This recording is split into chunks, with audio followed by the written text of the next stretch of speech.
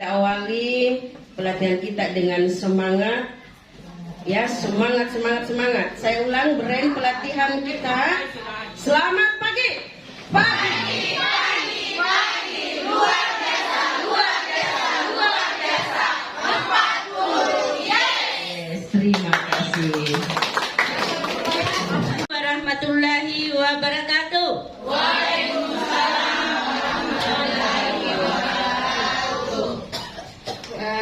Terima kasih kepada moderator yang telah memberikan kesempatan kepada saya, dan terima kasih juga kepada teman-teman sahabat 40 yang telah pagi-pagi sudah berkumpul di tempat ini dengan roman-roman yang semangat. Alhamdulillah. Walaupun ini betul-betul kerja maraton ini. Saya sendiri poso kayak ini dengan kerja maratonnya 40. Luar biasa ya. Mulai dari CP, TP, ATP, modul aja, modul P5, sekarang sudah masuk ke KOSP. Besok kita masuk ke perangkat pembelajaran. Hari Sabtu segalanya sudah beres, di print, tanggal 10 ditandatangani. Pada kesempatan ini saya akan menjelaskan KOSP atau Kurikulum Operasional Satuan Pendidikan. Nah, kurikulum operasional satuan pendidikan ini adalah kurikulum yang mengatur kurikulum merdeka. Dua kurikulum. Yang pertama adalah kurikulum 13, kurikulum tahun 2013 yang disebut dengan K13. Yang kedua adalah kurikulum merdeka. Nah, karena menganut dua kurikulum, maka sekolah kita harus membuat dua kurikulum juga. Ya, jadi kita akan mengedit saja sedikit kurikulum 2013 tahun baru. Jadi bila perlu Ibu Hasmira sebentar, kalau bisa ditampilkan kurikulum tahun 2022. Nah, KOSP ini disusun berdasarkan karakteristik SMP Negeri 40 Bulukumba. Nah, apa karakteristiknya? Ini sebenarnya saya belum sempat melakukan evaluasi tentang karakteristik. Hanya saya mengandalkan pengalaman, pengetahuan, karena saya juga bukan orang baru di sini. Ya. KOSP disusun sebagai pedoman dalam penyelenggaraan kegiatan pembelajaran. Jadi sebentar kegiatan pembelajarannya dimulai di sini. Apa yang akan kita lakukan? Mau dibawa kemana peserta didik kita? Bagaimana alumni kita ke depannya? Disinilah kita memulainya. KOSP dikembangkan dengan mengacu pada capaian pembelajaran yang sudah disusun secara nasional. Bertugas untuk menguraikannya dalam bentuk ATP. Nah, untuk menguraikannya dalam bentuk ATP ini, tentu kita harus berpedoman kepada karakteristik SMP Negeri 40 Bulukumba. Nah, karakteristiknya bukan hanya karakteristik gurunya, lingkungan sekolahnya, bangunannya, tetapi juga karakteristik peserta didiknya, karakteristik masukan, karakteristik orang tua, lingkungan, masyarakat, dan sekitarnya. Kemudian kebutuhan peserta didik dalam mengembangkan kemampuan keterampilan abad 21 yang meliputi integrasi PPK, literasi, 4C. 4C itu adalah kreatif, critical thinking, komunikatif, dan kolaboratif. Dan HOTS. Bulukumba sudah kaya teks di mana-mana sudah ada tulisan. Nah, apakah tulisan-tulisan ini sudah dibaca, sudah dimaknai? Nah, itu nanti akan dites. Tujuan saya dalam 6 bulan pertama. Ya, mudah-mudahan mampu bertahan sampai 6 bulan pertama. Kemudian laboratorium komputer yang representatif. Jadi laboratorium komputernya itu nanti akan dijadikan pusat pembelajaran. Jadi mungkin nanti di sana kita akan memperbaiki beberapa sehingga peserta didik yang datang belajar di situ merasa nyaman. Ya, merasa nyaman itu antara lain tidak bau rokok, tidak ada debu, tidak ada asap, tidak ada sarang laba-laba, kabelnya rapi. Sekarang saya tidak tahu pakai nyaman atau tidak kita berada di sana. Wajib menguasai IT. Nah, saya sudah bagi dalam 3 kelompok dengan persyaratannya masing-masing. Paket itu terdiri dari penceramahnya, pembaca Al-Qurannya, dan protokolnya.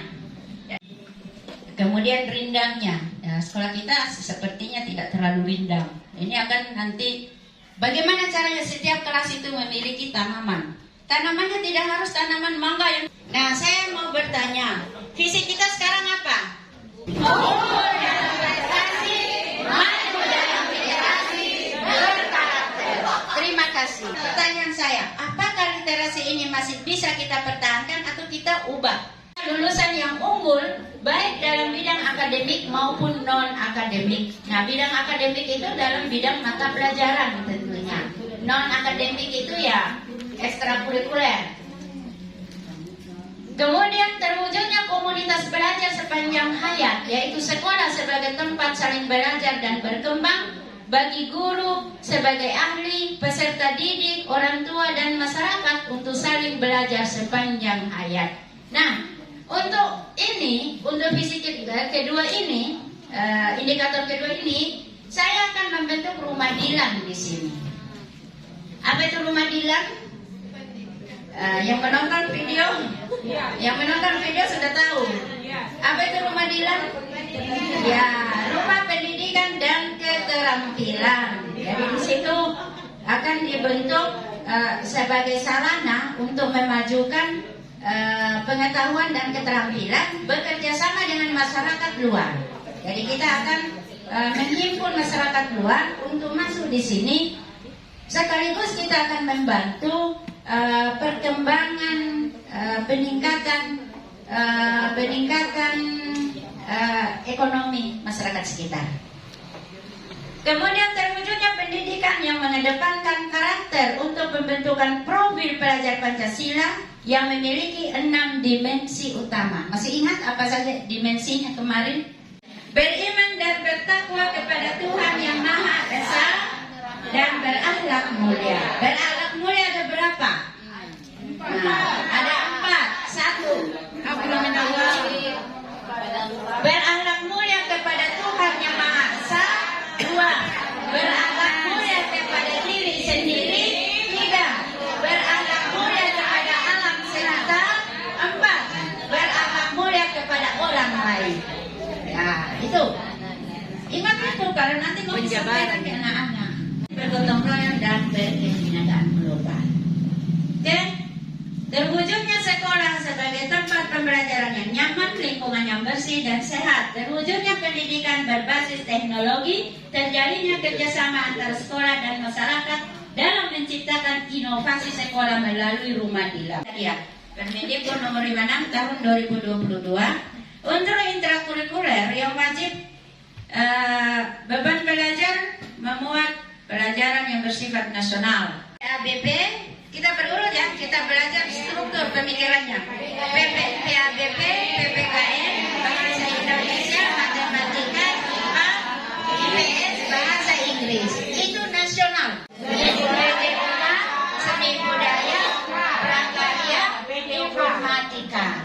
Nah, tapi mulok itu masuk di bawah, masuk di tambahan. Jadi kita mengambil mulok bahasa daerah. Nama yang tersurat dan tersirat. Peserta didik menginterpretasikan informasi untuk mengungkapkan simpati, kepedulian, empati, atau pendapat pro. Setelah kita ajar bisa bikin teh. Dan naik. Iya, naik. Itulah kurikulum merdeka, Pak. Betul-betul memerdekakan siswa. Iya. Selanjutnya terdapat pengembangan karakter. Kalau pertama tidak tahu petabe, apa tabe? Lewat saja. Nah, kalau beritahu tabe. Ada beritahu naik. Oke, kita lanjut ya. Next. Ya. Kriteria kelulusan bagi peserta didik. 1. Menyelesaikan seluruh program pembelajaran. Nah, seluruh program pembelajaran itu maksudnya mulai dari semester 1, 2, 3, 4, 5, 6. Kalau sempat satu semester tidak ada, berarti namanya tidak menyelesaikan seluruh program pembelajaran. Kemudian lulus ujian. Oh ini, yang dulu ini. Juga lulus sumatif di sini. Kemudian nilai kepribadian dan akhlak mulia minimum baik. Kemudian kehadiran minimal 75% dari jumlah hari belajar efektif. Ya, seperti itu. Tidak ada masalah? Next. Assessment. Saya sudah sampaikan. Seperti yang saya sudah sampaikan, asesmen berdasarkan 2022. Kurikulum harus tahu inilah. Minimal kurikulumnya harus tahu. Ya, saya ulangi. Permendikbud nomor 21 tahun 2022 bahwa asesmen itu terdiri dari dua. Satu adalah, bagaimana modelnya asesmen formatif? Ya, kalau pertama sebelum kita mengajar kita adakan tes diagnostik. Tes diagnostik tidak harus naikkan kertas tulis soalnya, tidak seperti itu. Ditanya saja. Saya guru mata pelajaran matematika. 3 kali 3 berapa, Nak? Ya. Oh, ini sudah pintar kali Kak, sudah bisa membaca. Oh, ini belum tahu membaca. Catat. Si A belum tahu membaca. Tindak lanjut yang harus saya lakukan adalah memanggil orang tua, membahas dengan wali kelas, dengan guru BK, mengajarkan pada setiap jam-jam tertentu agar anak bisa membaca. Contoh, masukkan dalam buku. Nama bukunya adalah Jurnal Guru. Pada kegiatan PKG saya akan minta mana buku jurnal gurunya.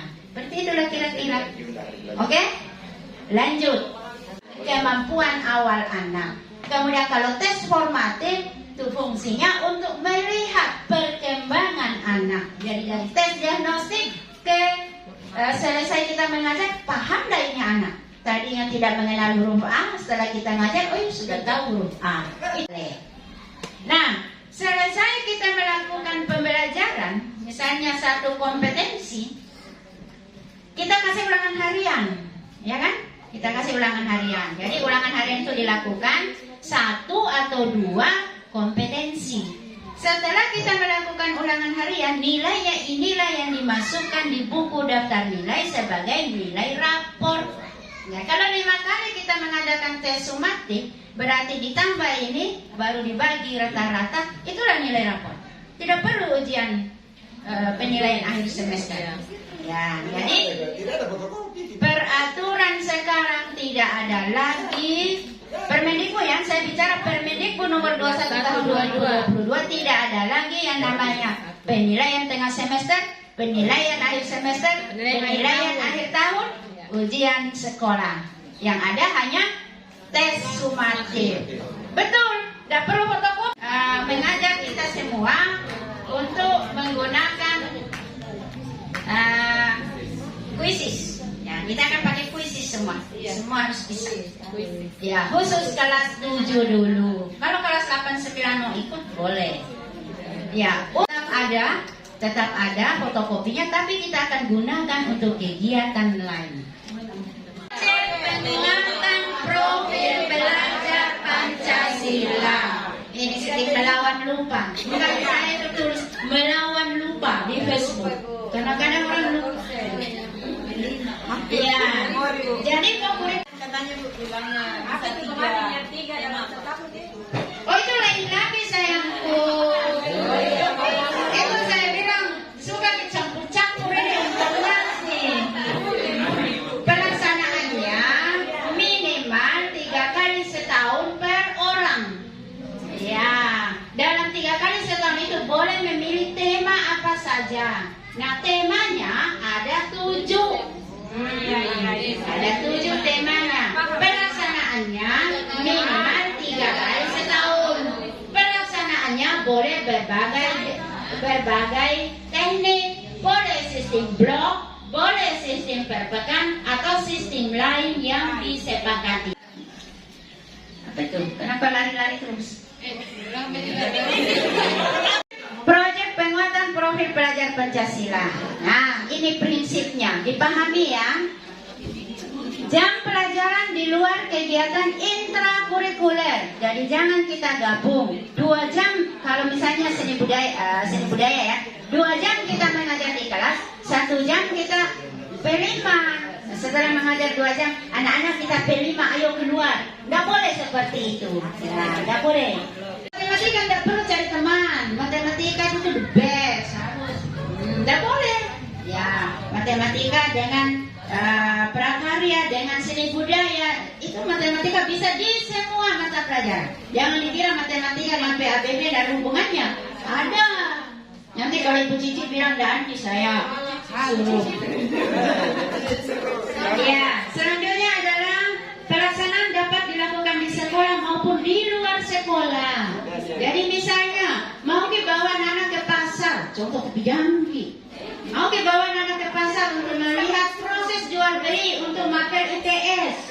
Ya, misalnya IPS menjelaskan jual beli adalah tempat berkumpulnya antara penjual dan pembeli. Dan oh ya, pasar adalah boleh juga kita mau diajarkan anak-anak tentang sampah, pengelolaan sampah. Mau dilihat bank sampah, boleh bawa SMA Rilo Ali itu ada bank sampahnya. Kita bermohon ke sana, SMP 40 mau mempelajari bagaimana proses bank sampah. Bisa, namanya P5. P5-nya adalah pengelolaan sampah. Masuk di gaya hidup berkelanjutan. Masih ingat? Temanya gaya hidup berkelanjutan. Susun rencananya. Kemudian proyek dilakukan secara ergonomius dan harga safety, jadi sesuai dengan keamanan. Lihat keamanan. Jangan dilakukan proyek panjat tebing itu ke liukang. Nah, itu bahaya. Jadi jangan juga seperti itu. Oke, selanjutnya adalah ini adalah contoh. Bangunlah jiwa raganya. Jadi kegiatannya misalnya membuat rangkaian gerak berirama itu senam. Diciptakan nanti anak-anak pintar menciptakan senam. Seni budaya itu gerakannya. Mau juga masuk bahasa Inggris, siarkan dalam bahasa Inggris. Merancang rangkaian gerak senam, membuat irama musik yang sesuai, membuat video tentang rangkaian gerak berirama. Sudah berapa mata pelajaran yang ada di dalamnya? Ya, boleh PJOK, boleh seni budaya, boleh informatika, boleh bahasa Inggris. Ini hanya contoh, bukan. Sudah siap untuk menuju ke sana? Mari kita salam terbang, berdiri.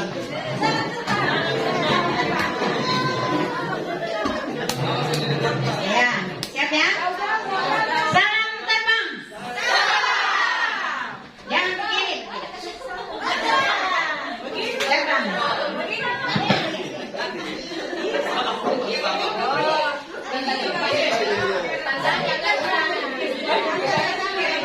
Kanan. Kita ulangi ya. Ya. Salam terbang. Terima kasih. Nanti tim kreatif silakan dipermanfaatnya, antara lain bisa menghilangkan jerawat, menghilangkan flek hitam, membersihkan kulit berkeriput, menghilangkan kolesterol, mengatasi darah tinggi, melancarkan peredaran darah, membersihkan aliran darah, dan lain-lain. Banyak sekali manfaatnya. Ya, itu satu contoh. Banyak lagi yang lain. Jadi cari betul-betul gerak cepat. Saya kira kalau saya itu tepuk tangan untuk tim kreatif. Saya kira kalau saya itu paham kalau ada, karena kita harus memiliki 23. 42 itu jumlah siswanya hanya 108, ya sebegitu saja. Jadi kalau jumlah seperti ini, kalau sudah disetujui semua, jadi saya harap hari Senin itu ini sudah bisa dibawa ke Dinas Pendidikan untuk disahkan. Ya, jadi Bos Mira mudah-mudahan bisa bekerja di hari Minggu. Atau kan kita bisa meeting ya, kita Google Meet saja, kita membahas ini selanjutnya. Nggak bagus jaringan. Iya, ataukah di hari Sabtu bisa ya selesai pembagian rapor atau sebelum pembagian rapor? Karena pembagian rapornya jam 9. Bapak Ibu wali kelas, saya ingatkan pembagian rapor hari Sabtu itu kita tidak menggunakan sistem jam karet. Kalau saya itu jam 9 betul. Nah, ya berapapun orang tua yang sudah hadir jam 9 kita acaranya mulai. Karena kita akan mengedukasi orang lain untuk tepat waktu. Karena kalau tidak tepat waktu ini membuat kita terbuang percuma. Lebih dan kurangnya mohon dimaafkan. Jika ada pertanyaan sebentar dilanjutkan.